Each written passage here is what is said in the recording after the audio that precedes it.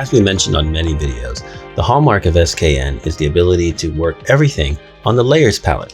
If you look inside the folder that it creates on the layers palette, we have various, layers, and they're all dynamic, or at least most of them are. Apart from opacity, they all reprocess things based on the scripts that we have to get you different looks so you can tailor in exactly what you want, whether it's cleanup or tone. And that's great, carrying all these layers.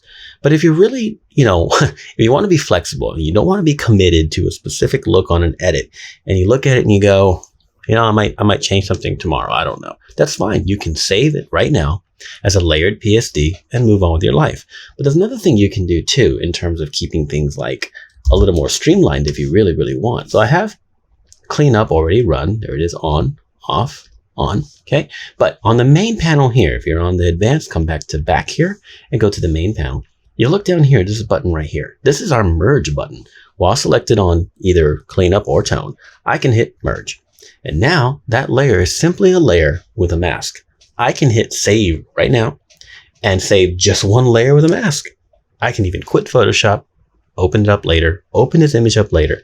And as long as I select back on that specific layer, okay, the metadata has been saved and SKN can read it later. So I can come back here, the same button that used to be merged, now a slightly different icon, it's for rebuild. So while it's there, I'm selected on there, I can hit rebuild.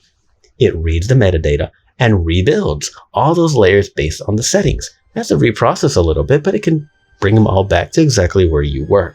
This helps preserve file size. This helps just keep things a little more streamlined if you want, and you can always rebuild basically anytime you want.